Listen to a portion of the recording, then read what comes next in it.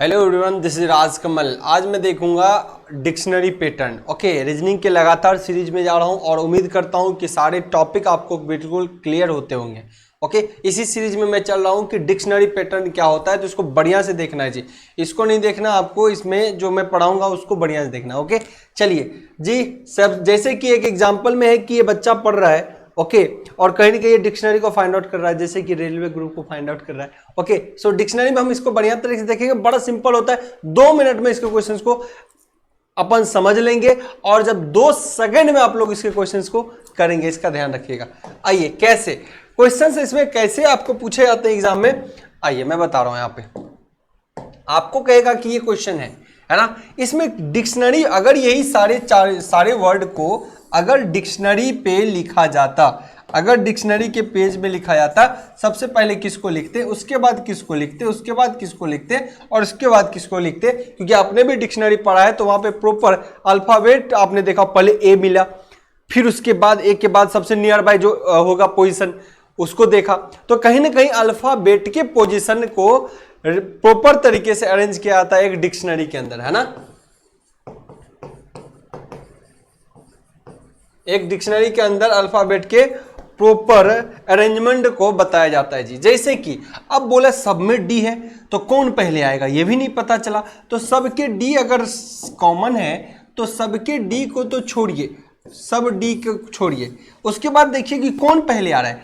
Are का place value है 18, इस आर का भी 18, आई का क्या है 9 और ई का क्या है 5, तो सबसे पहले तो डी आएगा। अगर अल्फाबेट में मैं पोजीशन मेंशन करूं तो सबसे पहले डी वाला वर्ड आएगा जी। सबसे पहले कौन आएगा, डी वाला। चलिए नेक्स्ट, डी के बाद ये आई का पोजीशन क्या है 9, है ना, क्योंकि ये 18 है, ये सब तो क्या है 18 है जी, है ना, तो 9 है। इसका मतलब डी के बाद कौन सा आएगा, दूसरा सी। ओके, डी के बाद कौन सा आएगा, सी। नेक्स्ट कौन आएगा, अब आर आर तो कॉमन हो गया, अगर आर आर कॉमन हो गया तो कोई बात नहीं सर, आगे बढ़िए। उसके बाद ई 5 और ओ क्या 15, तो कौन पहले आया, ई, तो जो पहले आया उसको पहले लिखिए जी। सो उसके बाद किसका नंबर होगा, ए का, और उसके बाद सबसे लास्ट में डिक्शनरी के अंदर ये लिखाया जाएगा बी।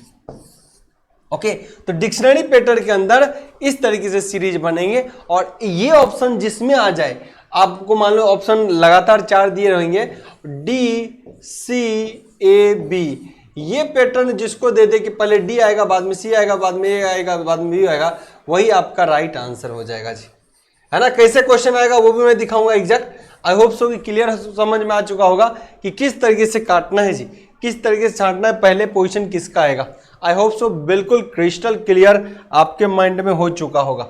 दूसरा क्वेश्चन देखिए, दूसरा क्वेश्चन सिमिलरली मैं बताता हूं क्योंकि इसमें बिल्कुल दम नहीं होता, मुझे 2 मिनट समझाने में लगेंगे, इससे ज्यादा नहीं, और आपको आगे 2 सेकंड या 4 सेकंड के अंदर क्वेश्चंस को करना होगा, है ना।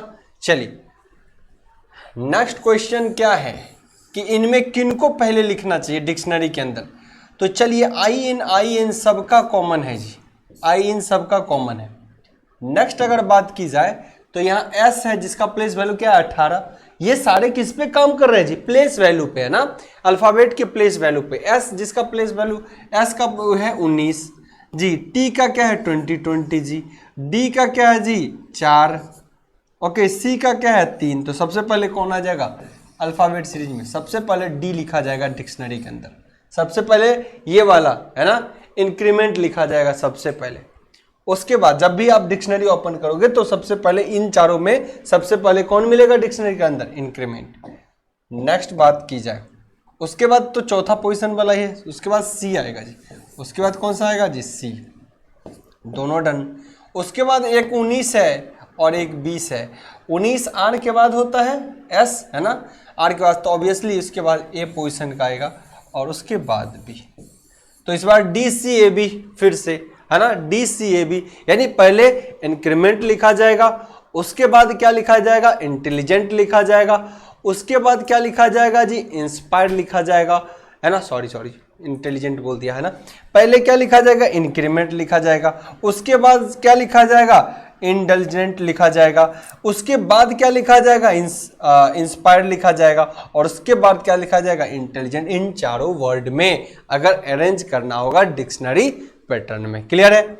चलिए, अब एग्जाम में कैसा क्वेश्चन आता है तो हम एक क्विज थोड़ा सा खेल लेते हैं इस पे बेस्ड, ताकि हमको अच्छे से समझ आ जाए। डिक्शनरी का तो कोई क्वेश्चन ही नहीं है सर, एक इंजीनियर के लिए मुझे नहीं लगता कोई भी खास किसी को लगता हो, तो देखते ही सीख जाते हैं। लेकिन ऐसे क्वेश्चन 1 मार्क्स आप पक्का रखो, 1 मार्क्स है ना, 1 मार्क्स तो मिलेंगे ही मिलेंगे, 1 मार्क्स के क्वेश्चन तो आने फिक्स है। चलिए जी, है ना, कह रहा है ये 4-5 पॉइंट दिए हुए हैं, इनमें से अब देखिए, है ना, एग्जैक्ट जो एग्जाम बेस्ड क्वेश्चन है, ये कैसा है, एग्जाम बेस्ड क्वेश्चन। एग्जाम में आपको ऐसा ही दिखाया जाएगा।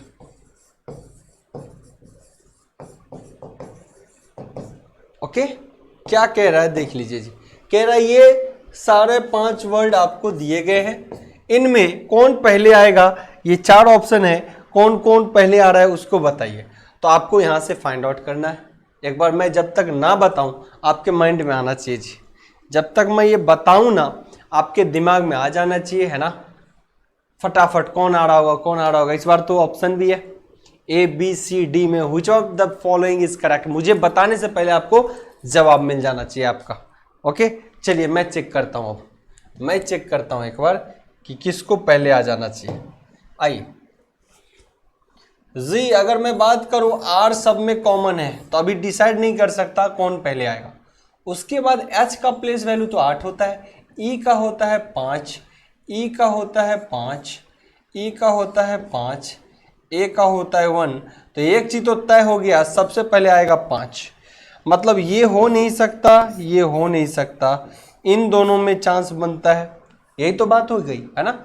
चलिए 5 के बाद, इनके बाद अब ऑप्शन बनता है ये 3 का, ये भी नहीं हो सकता, ये 3 का ऑप्शन है जी, है ना। अब ई के बाद ई सब में कॉमन है जी, ई सब में कॉमन है, ई सब में अगर कॉमन है तो कोई बात नहीं, ई पर तो लेना ही नहीं है।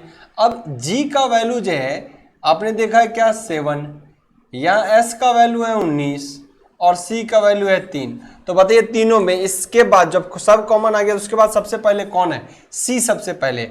तो 5 के बाद 4, 5 के बाद 4, यहाँ 2 नहीं है ना। तो एकदम डन है कि आपका आंसर तो यही होगा जी, आपका आंसर क्या होगा, बी होगा, एकदम डन है। चेक कर लीजिए जी, 4 हो गया।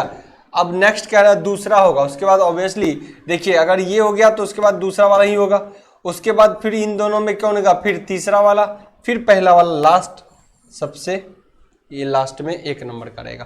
क्लियर है जी, क्लियर है। तो इस तरीके से बनेगा आपका क्वेश्चन, कुछ नहीं होता, बिल्कुल बहुत सिंपल होते हैं ऐसे क्वेश्चंस।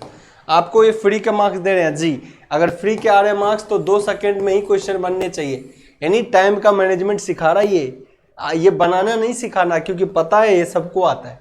ओके, चलिए सर फिर से इस बार 6 आपको ऑप्शन दिए गए हैं, बोला कौन पहले आएगा ये चेक करना है।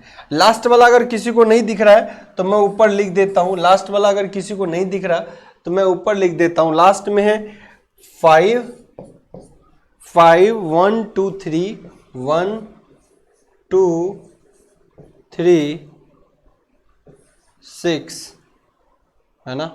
अब इसके बाद क्या है 4, ये लो 4 है जी, 4 है ना। A B C and D 4 दे दिया गया। अब इसको आपको चुनना है जी। सर S तो सब में कॉमन है, O भी क्या कॉमन है, नहीं S ही कॉमन है, तो किसी को डिसाइड ही नहीं कर सकते पहले कौन आएगा। लेकिन O का प्लेस वैल्यू 15 होता है, यहाँ भी O चल रहा है, और U का प्लेस वैल्यू क्या होता है जी, STUV है ना,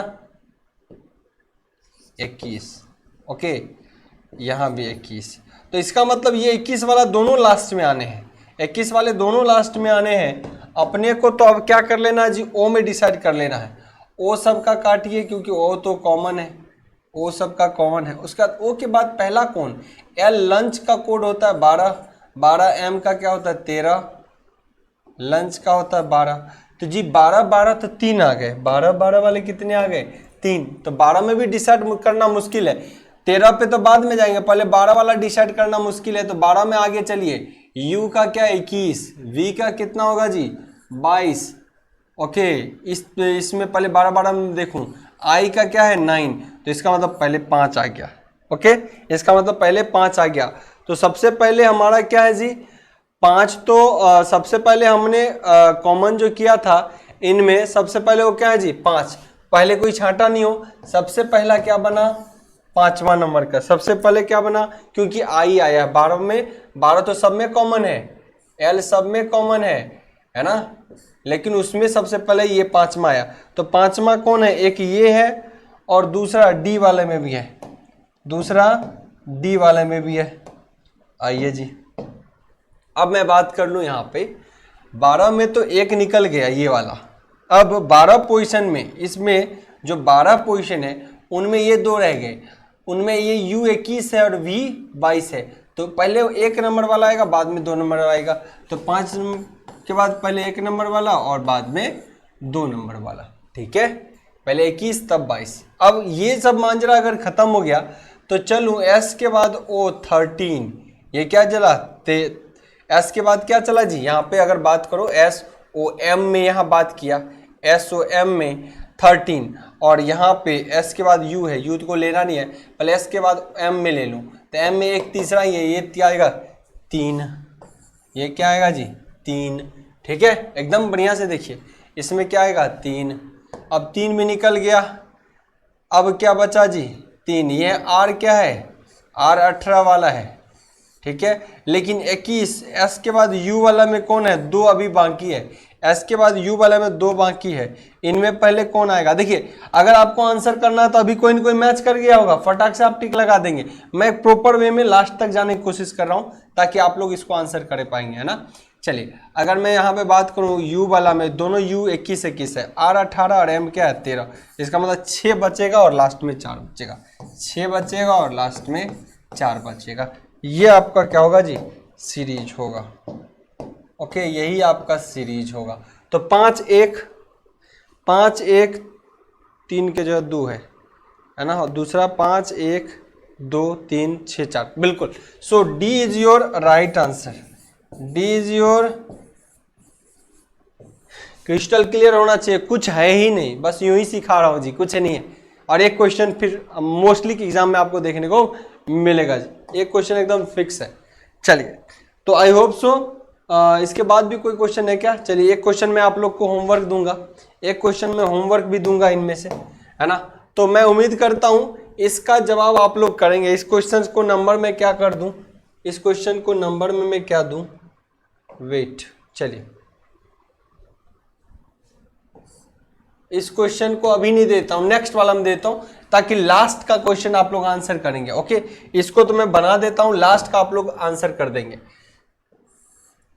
terrace tenant T tomorrow, which of the following is correct, ABCD option है जी। टी तो सब में कॉमन है सर, टी का तो कोई बात ही नहीं है। अब ई है, ई है, ई है, ओ है, ओ तो बाद की बात है, ई में पहले ई कॉमन हो गए सब, है ना, ई वाला में अब चेक करेंगे, जो पहले आ गया उसको पहले चेक करेंगे, चाहे यहाँ पे ओ ही क्यों ना हो, ओके। अब देखिए इसके बाद क्या है ई, तो सबसे पहले भाई थर्ड चलेगा, सबसे पहले कौन चलेगा जी थर्ड, उसके बाद कौन चलेगा जी, इन दोनों में देखिए टी के बाद ये क्या है आर का प्लेस वैल्यू 18 और एन का प्लेस वैल्यू 14, इसका मतलब दूसरा चलेगा। इसके बाद तीसरा दूसरा, आप चाहे तो यहीं से एनालाइज कर सकते हैं, तीसरा दूसरा एकदम यही सही होना है और कोई ऑप्शन ही नहीं है, लेकिन मैं सब चेक कर देता हूँ, ओके। तीसरा दूसरा, उसके बाद पहला ही होगा, उसके बाद पहला ही होगा, इसमें कोई शक नहीं होना चाहिए क्योंकि ये टी आर के बाद आएगा, टी आर आएगा इसके बाद और टी मोड़ो बाय फोर्थ आएगा। सो बिल्कुल योर आंसर दिस, ये आपका क्या होगा जी आंसर, ओके। सो बड़ा सिंपल है जी, बड़ा सिंपल है। इस क्वेश्चंस को आंसर आप लोग करेंगे, ये लास्ट क्वेश्चन है, ये आपके लिए क्या है जी लास्ट क्वेश्चन है, इसका आंसर आप लोग कमेंट बॉक्स में करेंगे। अगर यूट्यूब पे देख रहे हैं तो कमेंट करिए, ऐप पर देख रहे हैं तो कोई बात ही नहीं, है ना। चलिए तो इसको आप कमेंट करेंगे कि क्या है, ये डी वाला शायद नहीं दिख रहा है क्या आप लोग को, डी वाला अगर नहीं दिख रहा है तो देख लीजिए डी का ऑप्शन क्या क्या है, 4 है जी, 2 है जी, 1 है, 5 है और 3 है, ये डी में है। तो जो भी ऑप्शन हो 1 2 3 4, लास्ट क्वेश्चन का आंसर क्या है कमेंट बॉक्स में आप लोग जरूर कमेंट करेंगे। So this is the end of this dictionary pattern. कुछ भी नहीं था, मैं चाहता तो इसको 2 से 4 मिनट में खत्म कर देता, पर थोड़ा एलिब्रेट करने की कोशिश किया कि वो बच्चे भी जिनको कुछ भी नहीं आता हो वो भी इसको सीख कर जरूर जवाब देंगे। So this is the end of this session. हम मिलते हैं आपसे अगले सेशन में इसी तरीके के लगातार सीरीज को लेके। तब तक के लिए बाय बाय, टेक केयर।